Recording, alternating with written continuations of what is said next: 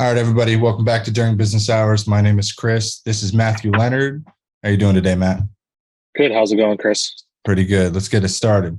You said you're from Belize? Um, I am not from Belize, so my parents are Christian missionaries. And we lived. I lived in China from age 12 to 13. Then lived in Belize from age 14 to essentially 18. And while I was down there, all my friends wanted phones, and I didn't have a phone.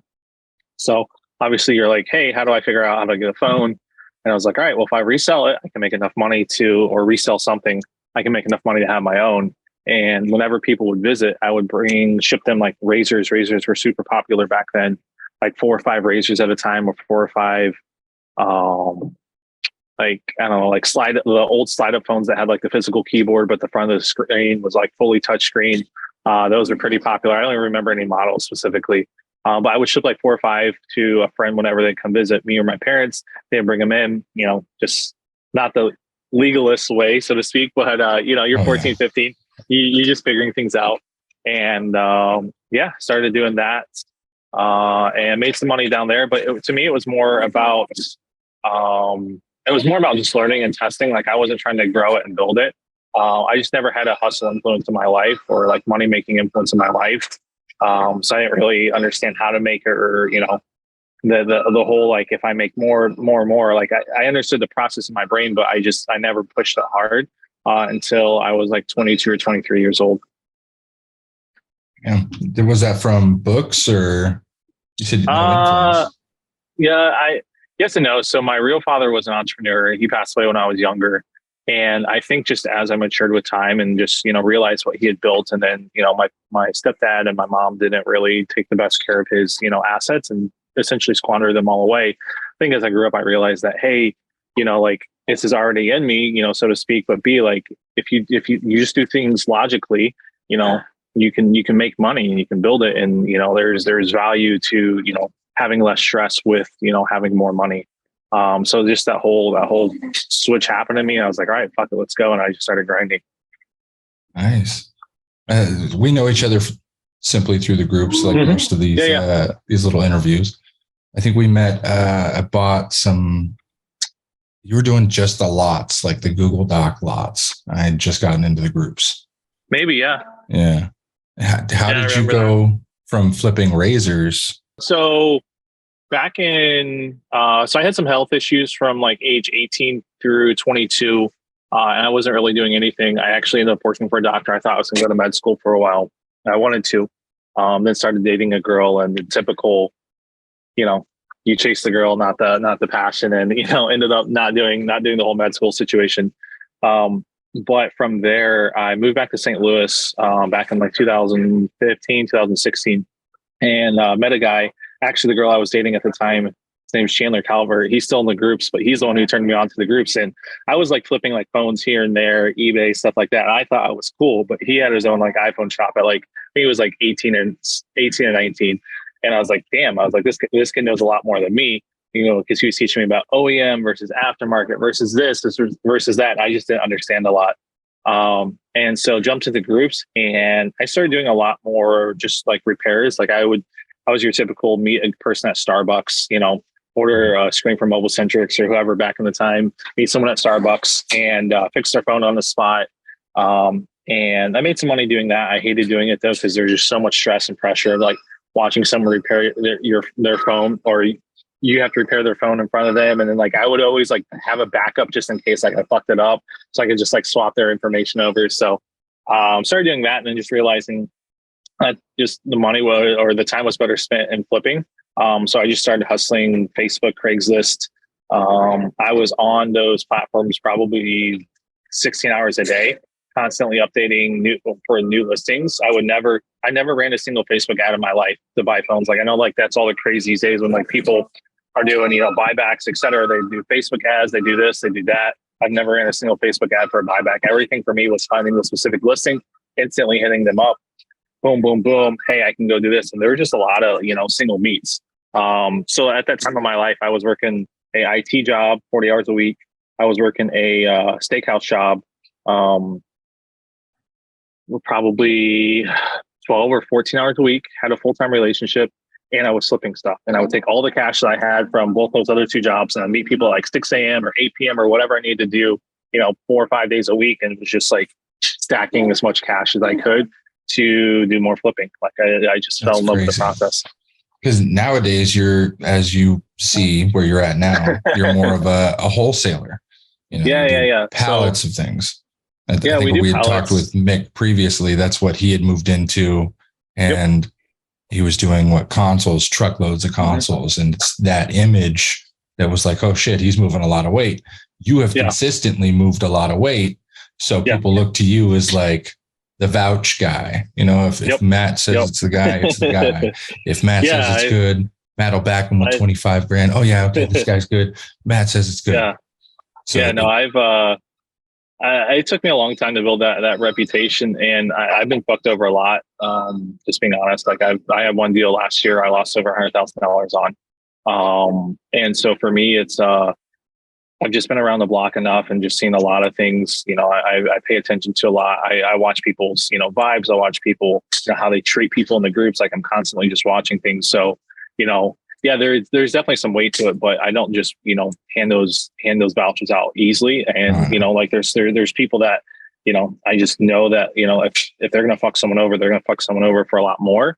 And, for the most part, they're just good people. So it's a weird game to play, but for sure it's definitely interesting. I think psychologically people tend to pop in and fuck over people quickly instead of the long game.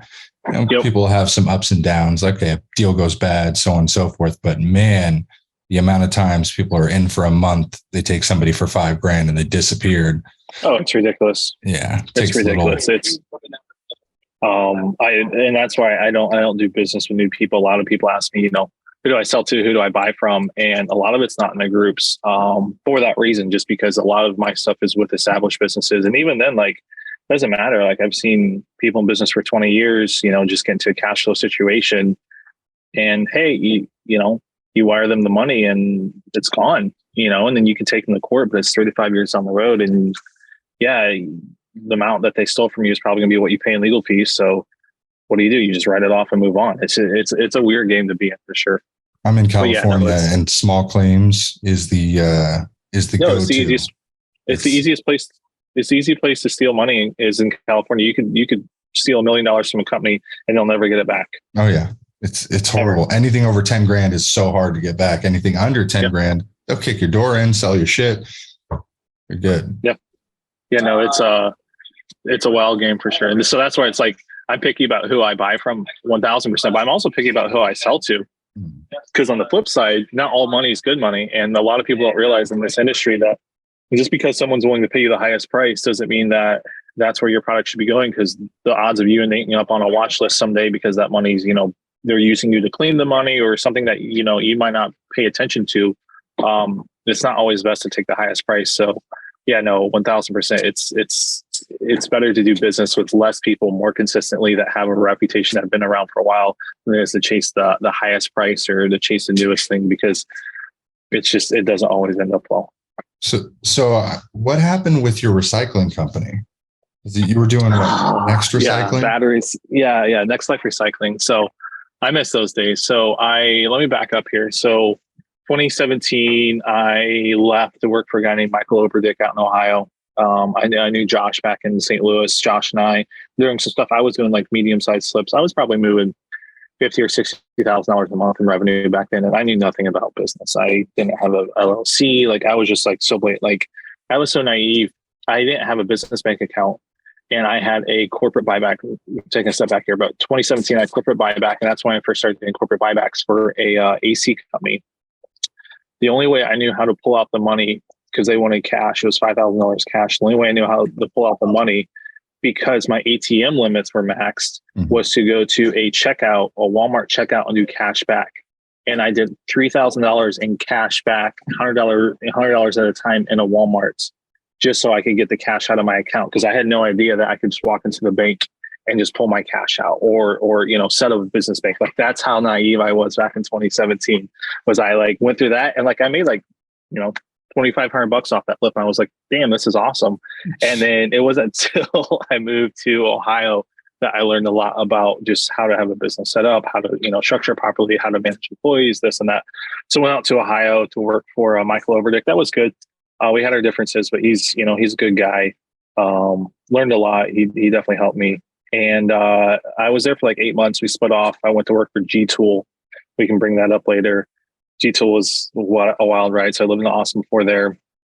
And then moved back to St. Louis in 2019, I guess, early 2020. Josh and I teamed up. We were doing some deals. And I said, hey, like, let's just quit hustling. Like, let's actually start building something.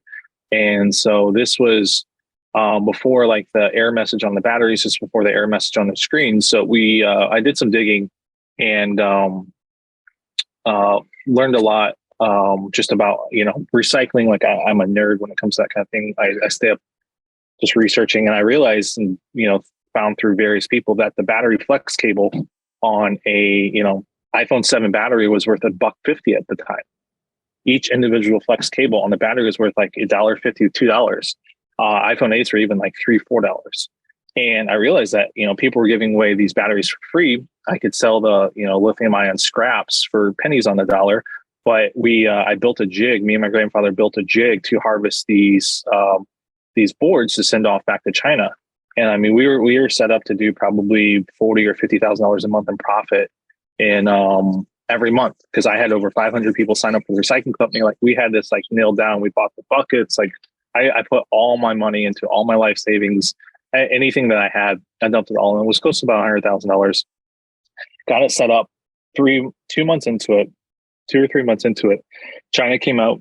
Apple released a new phone. And then that year, and that's when the error message came out for the batteries, and the China released a aftermarket chip. So the chip that was the most valuable on that board was a Texas Instruments gas gauge, because it would control the battery input into and out of the phone for registering the data. And that was the valuable. That specific chip was extremely valuable. And so in 1 week, China created an aftermarket chip, and Apple fucked up the market by doing the OEM service, and those chips went to the value went to nothing. So all this infrastructure I built up, all this distribution I built up, all the processing, the employees we had was zero, like within 1 week. And like, it was just gone. Like there was no value. There was nothing to build on. There was nothing there. That's worse than a crypto trade. It was bad. It was bad. I was pretty fucking defeated. I mean, I think I walked out after that business with like $3,000 back in 2020. Left that business, and then we opened Next Life Devices, and I got back on my feet. I was like, well, fuck, I just need to make some money again, and just got back into flipping, grinding, hustling, doing whatever I could. Built that business up. Actually, so that I think that was the end of 2019, and I went from $3,000 in my account to 2020. I did a little under $10 million in revenue, which was, and that was without taking any serious loans. That was just a lot of, bigger deals. I was doing a lot of brokering, doing a lot of in and out, building up stuff. We had 7 employees. That's when I had the cool office in St. Louis. That's when I was living more of a baller style lifestyle. And there was just like a lot of adrenaline, a lot of rush of, hey, I just built this. I turned nothing into something XYZ. But yeah, that's what happened with the recycling company. It was all gone in a week. That is a very similar story to a lot of entrepreneurs that get up into something that's like, this is the next thing. It reminds me of, what was that guy who built the back glass machine, the spinning tool with the locks? Oh, Raul. Yeah, Raul. God, for a little context, he put a lot of money into it, and then all of a sudden it was going to be the greatest, and then everyone else had it out within a week.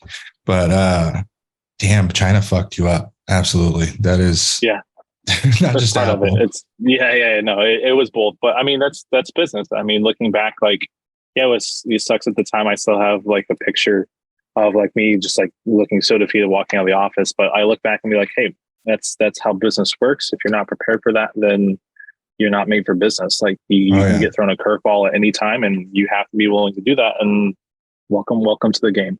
And if you can't take a sucker punch, then too often I tell people it's how you adapt and endure. And Andrew Tate gets brought up a lot, but that a man has to overcome in order to learn. And it's real hard to overcome if you don't have adversity. So 100%, 100%. Yeah. What happened with G Tool? You mentioned G Tool. G Tool. G Tool was a good company. They had a lot of potential. I love Vince. Vince and I had a falling out because I lived with him for a bit, but I mean, him and I still talk today. Like, he's a great guy. I still hold to the fact he never screwed anyone over. I know a lot of people would feel differently, but I saw the inside. It was just it was the classic take on, you have an inventor, George over in South Africa, brilliant genius, but just a terrible businessman. Thinks that just because he invents something that, all of a sudden all this money is going to be there. But what I've learned is business is not the idea. Business is the execution. And if you're not able to execute on the idea, then you have nothing. And that's where George's flaw is. He couldn't execute on building a product. He could execute on designing it, inventing it. I mean, George was the first person to ever use the laser for the back glass. We were doing testing samples with laser on the back glass back in 2018 when the iPhone X first came out. And they decided not to run with that idea, which if they would have, we would have been a massive company, in my belief. But they didn't. They stuck with the refurbishing, aspect of it, and they failed. And it's just kind of how it goes. Every company that does the back glass, Centrix, what is it, M Triangle, 3We or whatever that does it on AliExpress, everyone who makes one or sells it says it is the best. Of course. Isn't it? It's an industrial laser for something else, right? It's All it is just a 20 watt or 30 watt or 15 watt laser head. They use a positioning device, and people use these lasers to engrave handguns. They use these to engrave promotional offers for like just random tie clips or whatever. So like these are very common lasers in the market. They just realize that, hey, this is a laser strength. This is the size that we need to go.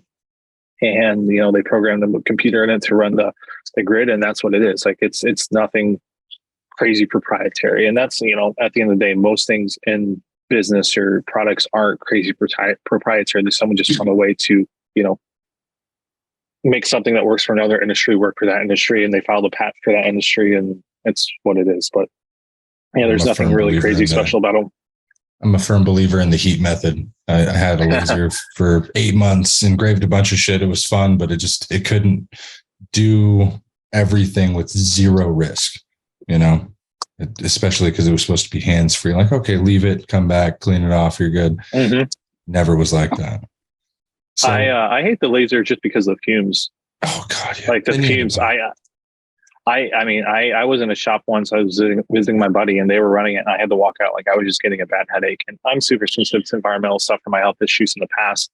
But I was like, I can't do this. Like, this is terrible. It reminds me of like a lithium fire. It's just as bad, smells just as bad. So what are your goals with this business? What do you think it's going to do? So the processing company, we've got some cool things in works, but processing company right now, we're just trying to get our systems in place. We're not trying to grow it. We've got 3 employees plus me and Kevin, our owners. There's five people here, but we're mainly a software company. As weird as that sounds, we took a software base and built it from the ground up to run everything that we need for tracking inventory, to rev share, to being R2 compliant when we go to get R2 next year. Like, we built the software down to the T, because there's no one else that has kind of what we have. In the industry. We've tried so many people, and there's a lot of other great options for people that just do phones, like wholesale.io. Like, that's a great software. I know Brennan, those guys are phenomenal. But I mean, we do a lot of iPads, we do a lot of MacBooks, we do a lot of Windows, we do a lot of random stuff. So there's no one set solution for it. So we took a step back and said, hey, if we're going to be a processing company, we have to have good software. So let's focus on software. And I mean, once we're probably by the end of this year, we have everything tracked from the second it comes in. We have a high def camera that we can zoom in, watch everything be unpacked. So there's never a dispute on what was shipped in. Our testing process is phenomenal. Grading process is phenomenal. We can track everything from it's hard for me to explain how detailed we can go, but we'll have pictures of every device once it runs through our system. So if you're on my list, or we have the ability to push each individual device to eBay, back market, et cetera, with our own individual set of pictures. We'll have all that built into the software. And then from there, once we have our software in place, because we're not trying to grow it, we're just trying to get everything fine-tuned. We have 2 other contracts right now we'll process for. And our goal is just to scale the processing side. I love buying and selling. My wholesale company is still in place. It's honestly, I'm the only employee of my wholesale company. But from there, we'll just process for other people, and we want to build a company that's not dependent on the buy sell side. It's just dependent on, hey, let's figure out processing better than anyone else in the industry. Let's carve our niche out in it, and let's scale and grow it. What's the software do?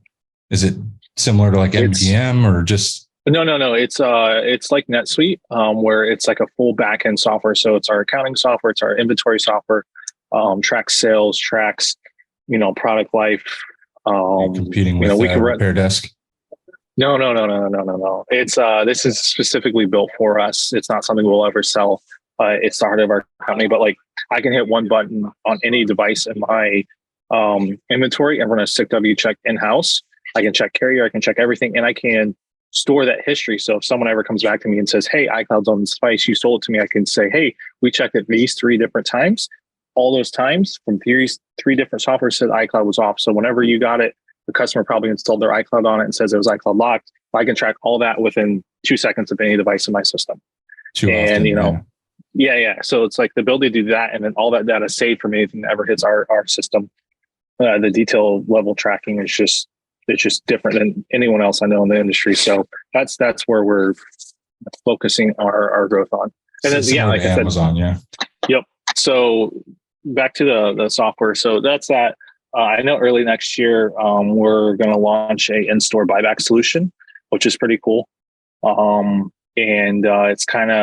it's another proprietary software out there. Where you just plug in a phone, it lives on your computer. It's kind of similar to Ad Central. We've actually talked about working with Ad Central. I don't know if that's going to happen or not. It's possible.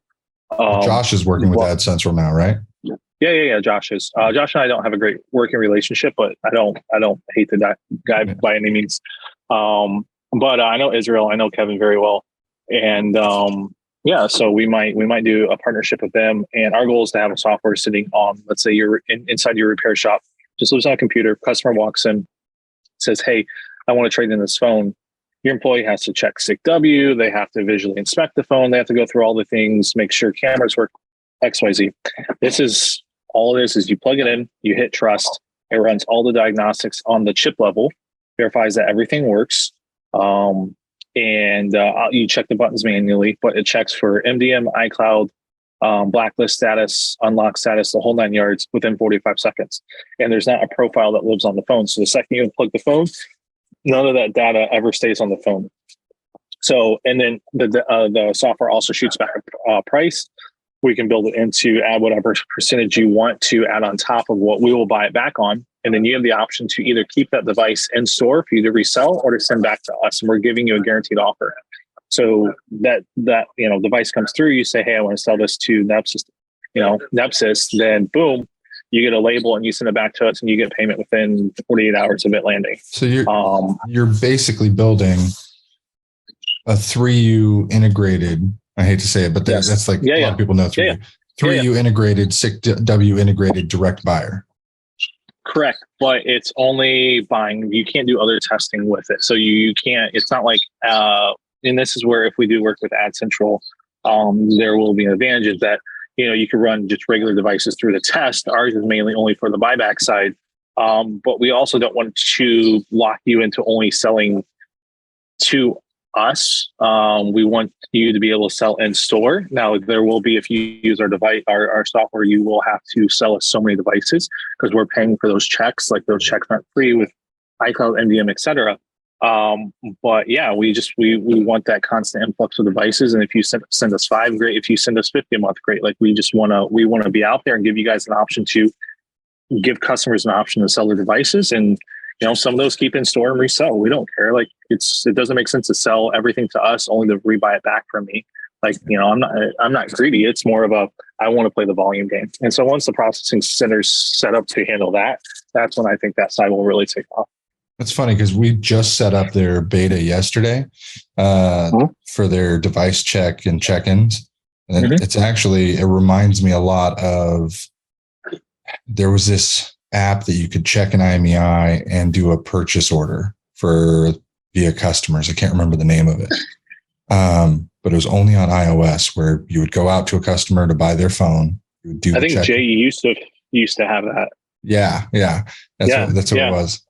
It's kind of similar to that, but yeah, this stores all the information, so you can just do a batch out at the end of the week. We'll send you a label if you need to get paid quicker. We'll send you an overnight label. And that's where the high def camera and all the systems that we have in place here for the photos and everything, you get that instant report within 48 hours saying, hey, here's a video of the devices being unpacked. Here's them being processed. Here's the photos after they were cleaned and tested. This is why we graded them this way. This is the report.